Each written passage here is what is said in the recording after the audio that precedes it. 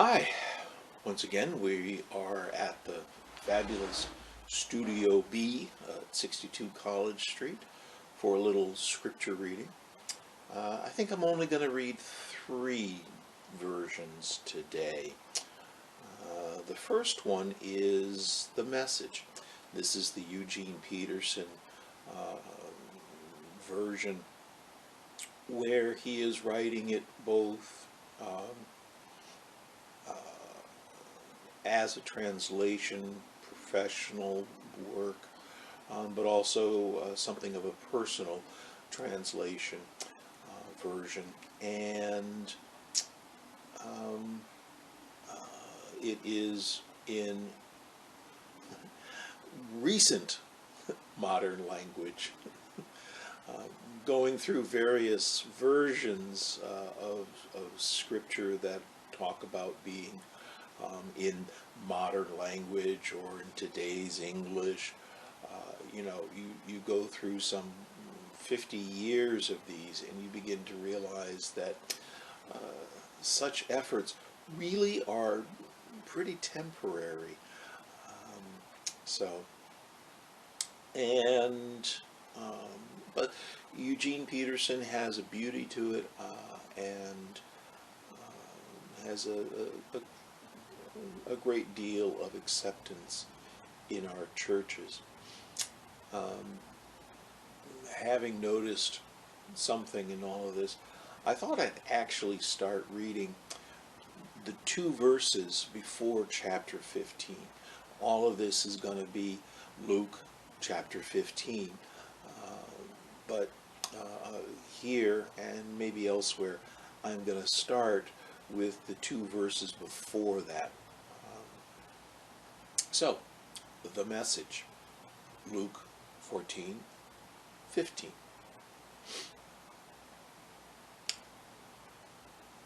Salt is excellent, but if the salt goes flat, it's useless, good for nothing. Are you listening to this? Really listening? By this time, a lot of men and women of questionable reputation were hanging around Jesus, listening intently. The Pharisees and religion scholars were not pleased, not at all pleased. They growled, "He takes in sinners and eats meals with them, treating them like old friends." Their grumbling triggered this story. Suppose one of you had 100 sheep and lost one. Wouldn't you leave the 99 in the wilderness and go after the lost one until you found it? When found, you can be sure you would put it across your shoulders, rejoicing. And when you come home, call in your friends and neighbors, saying, "Celebrate with me, I found my lost sheep." Count on it. There's more joy in heaven over one sinner's rescued life than over 99 good people, no need of rescue. Or imagine a woman who has 10 coins and loses one.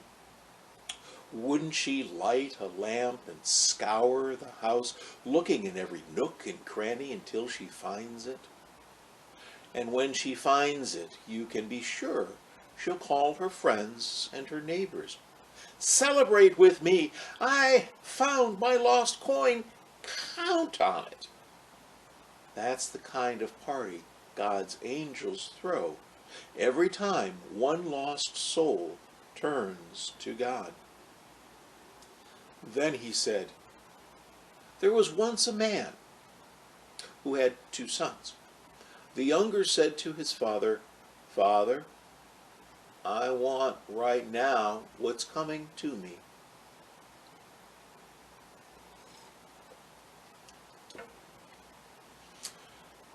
So the father divided the property between them.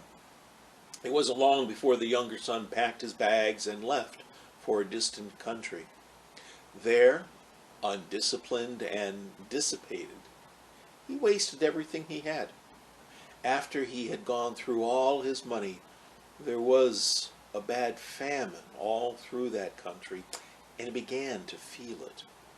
He signed with a citizen there who assigned him to fields to slop the pigs. He was so hungry, he would have eaten the corn cobs and the pig's slop, but no one would give him any. That brought him to his senses. He said, "All those farmhands working for my father sit down to 3 meals a day, and here I am starving to death. I'm going back to my father. I'll say to him, 'Father, I've sinned against you. I've sinned before you. I don't deserve to be called your son. Take me on as a hired hand.'" He got right up and went home to his father. When he was still a long way off, his father saw him. His heart pounded. He ran out, embraced him, and kissed him. The son started his speech, "Father, I've sinned against God. I've sinned before you. I don't deserve to be called your son ever again." But his father wasn't listening. He was calling to the servants, "Quick! Bring a clean set of clothes and dress him. Put the family ring on his finger and sandals on his feet. Then get a prize-winning heifer and roast it.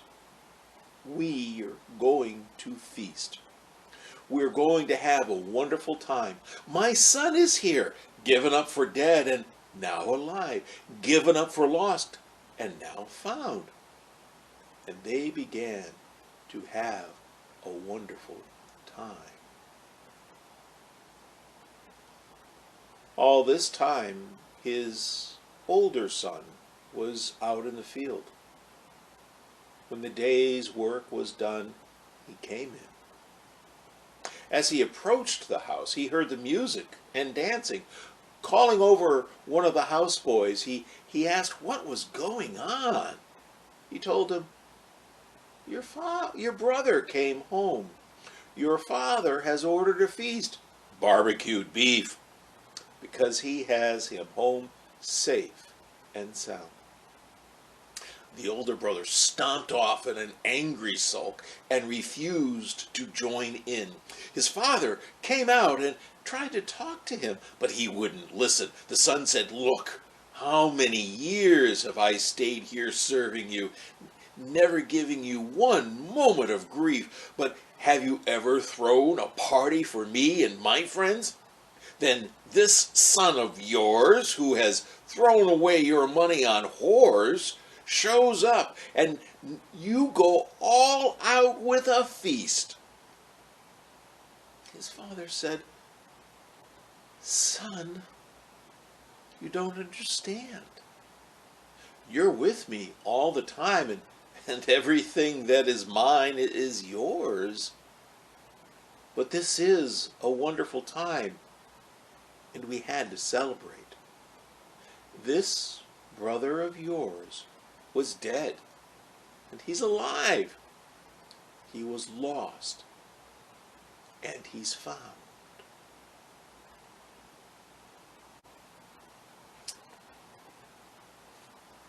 Second version. I read this to you the last time when we were doing the Good Samaritan. And I said at the time, and it's still true 3 weeks later, this is a version that is really quite new. And it was written by, well, by John Henson, but he's part of a Christian community. And he's trying to write it in a way that will have a certain amount of punch, a certain amount of building awareness, it's kind of the radicalness that this scripture, these stories, would have had when they were first told, written, done. He also, in his foreword, actually taught me an awful lot about the arrogance I had about paraphrases as opposed to translations, saying that anything is always not exact, and that perhaps the best way of describing the difference between a paraphrase and a translation is that a paraphrase becomes a little riskier about trying to be clear about the meaning. With a translation, you can simply translate it. You know, what does that word mean? You put it down. For instance, not that he actually does it here, but in the story of the woman and the lost coin, the translation would be drachma. She lost a drachma, which gets translated as coin, silver coin, here just some money. And what makes the translation go to drachma is because that's the technical word for the coin that was lost.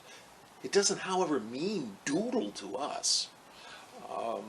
So saying drachma is a great translation, perfect translation. It just has no meaning. Silver coin really doesn't either. The drachma was a coin that was equivalent to a day's wage.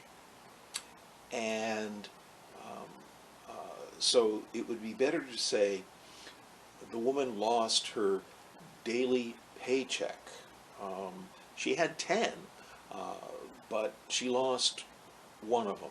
So what would a daily paycheck? 8 hours at 7 some for minimum wage would be, what's 7 times 8? 50, I'm not doing math in front of you. Let's say that instead of the least possible to pay, it was a wage that was livable. So what is that? 8 times 15, just to keep it simple. 8 times 15 is $120. All right. So she's lost a paycheck of $120. Yeah, she goes looking for that. But that's the problem with strict translations and paraphrases. The paraphrase is more accurate. Meanwhile, back at chapter 15. Again, Luke 15 from, what is it? Good as New, the radical retelling of the scriptures. Jesus had a special attraction for those excluded from respectable society. They listened to what he had to say. This annoyed the strict set. Their complaint was, he spends his time with disreputable types of people and even has meals with them. Jesus explained what he was doing like this. Can any of you imagine having a flock of 100 sheep and caring so much about each one of them that even if one gets lost, you leave the other 99 out in the open to go looking for it? And would you then carry it back on your shoulders, singing for joy? When you get home, would you invite all your friends and neighbors to a party and ask them to get excited over just one sheep? But I'm telling you, God is happier with one bad person who changes for the better than with 99 people who think they have no faults. Imagine someone very careful with their money. One day they happen to mislay some money somewhere in the house. They will, of course, search frantically for it. In every corner and underneath every bit of furniture. But when you found it, will they tell everybody in the street and invite them in for celebration? Not very likely. But God's friends always party when an outcast comes back into the community. Then Jesus told them this story.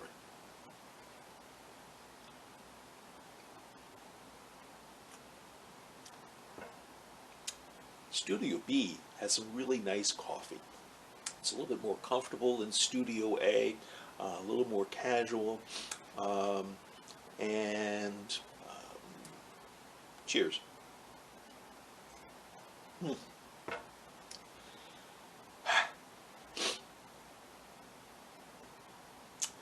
Then Jesus told them this story. Once there was a man with 2 sons. The younger one said to his father, "Dad, let me have the money you intend leaving me in your will."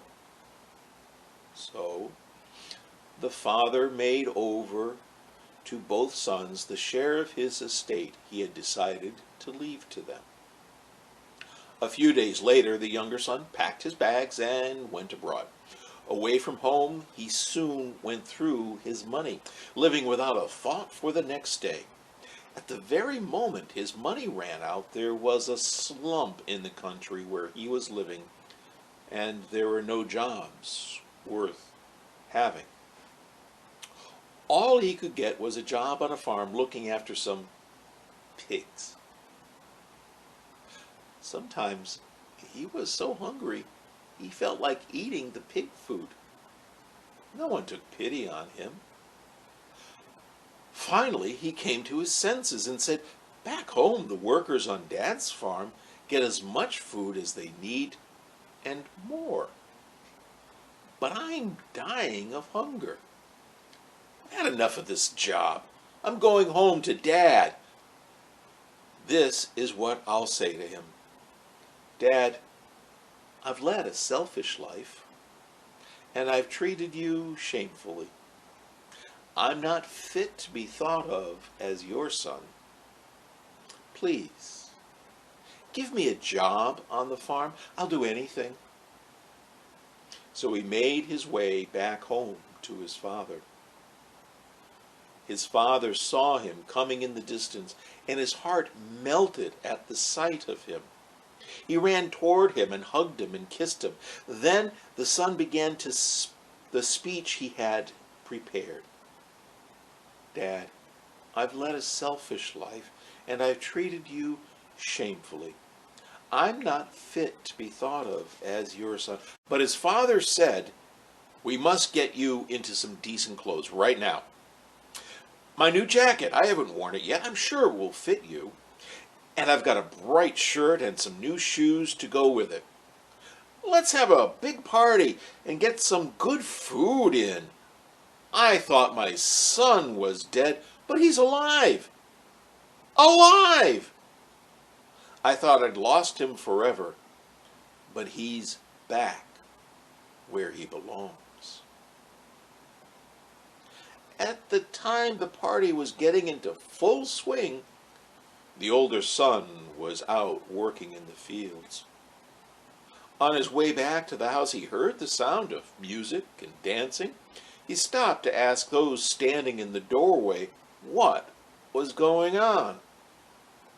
They said, "Your brother's come home and your father's throwing a party to celebrate his safe return." The older son was furious and refused to go in. So his father came out and tried to persuade him. But he said to his father, "I've been working my fingers to the bone for you all these years, and I've always done whatever you asked me to do. When have you had a party for me, so I could have a good time with my friends? But this worthless son of yours comes home after wasting all his money on wild adventures, and no expense is spared to make him welcome." The father said, "My boy, I've got you. I've got you with me all the time. Everything I have is yours as well. It's right for us to have a party and to be happy. He's not just my son. He's your brother. We'd given him up for dead, but he's alive. We thought we'd lost him, but he's come home. Come back home." So the third version is going to be the Cotton Patch again. And unlike other versions that are trying to create a contemporary or modern language, this one is trying to create a contemporary, modern, and locational language for Scripture. And that is important. This was done, 1970, I think it was, and Clarence Jordan wanted it to have not just a southern feel, but a southern location. And so when he talks about Rome, he doesn't talk about Rome, he talks about D.C. And Atlanta is the Jerusalem. So, because it was the capital of his state. And you really may want to go online and check out the Koinonia farm and read about some of that history. He was a part of that, and it was in the 60s and into the 70s, it was a farm, and still is a farm, that was integrated. And they received a lot of hate and threats because they were integrating. And so because of that, what we're going to have here is a version that reflects that, and it starts off with the tough language, the tough word, and I've gone back and forth about softening it and changing it, but I'm not, because what Clarence Jordan is saying is that some of the people were racist. And so they would use racist language, and they would say this.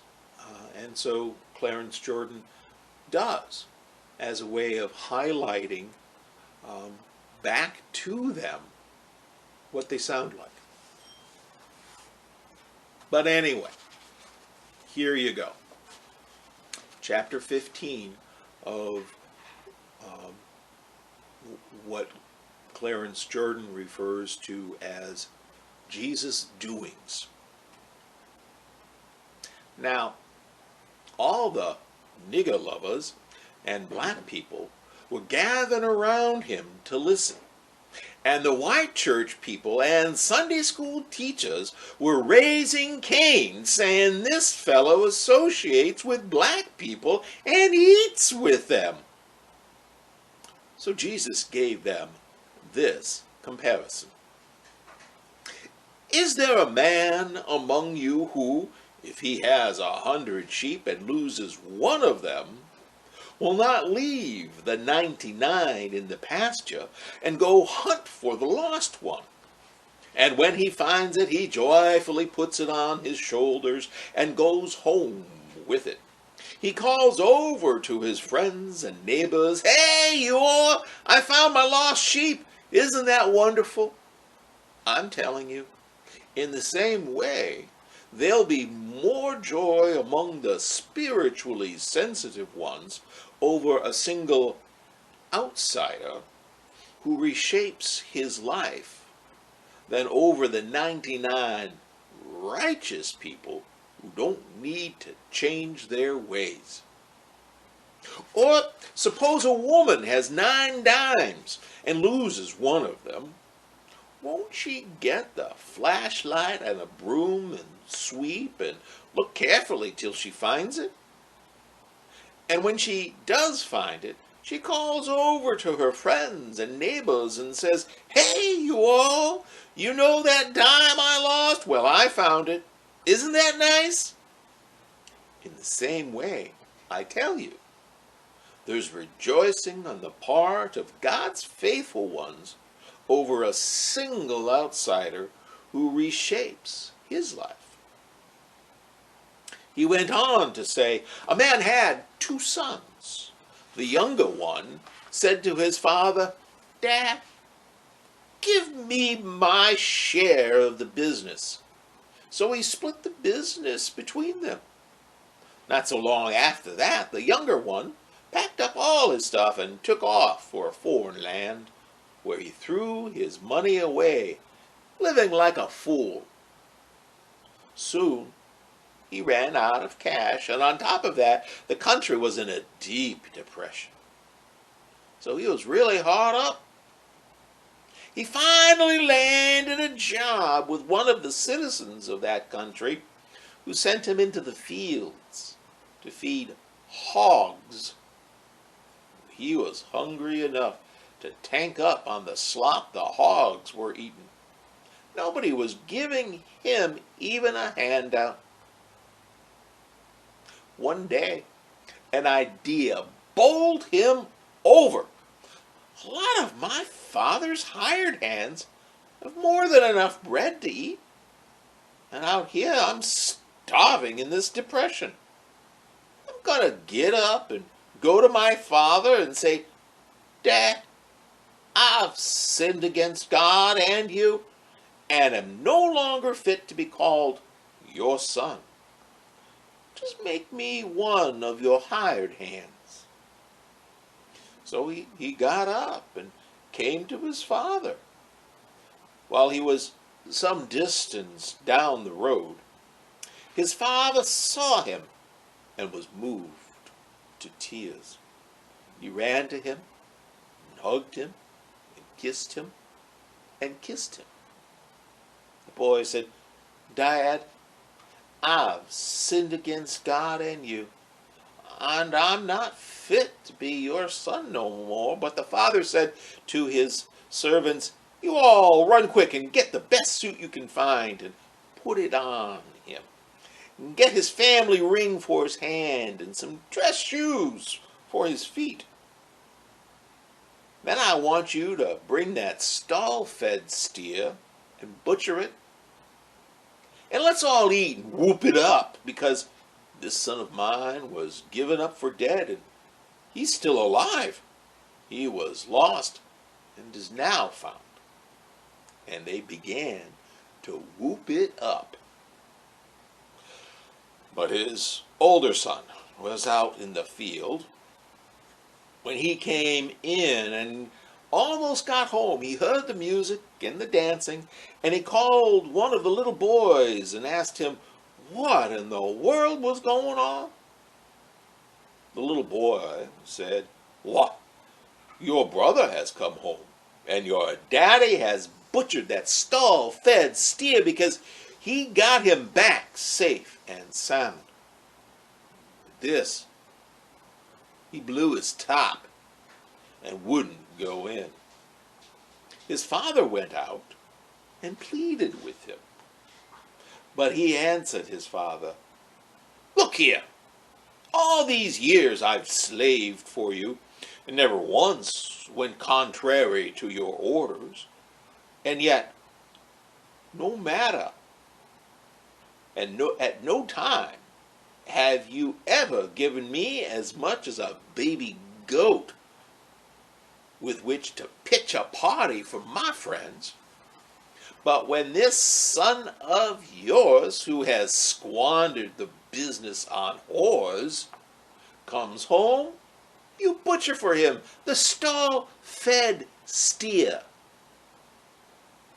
But the father said to him, my boy, my dear boy, you are with me all the time, and what's mine is yours. But I just can't help getting happy and whooping it up because this brother of yours was dead and is alive. He was lost and has been found.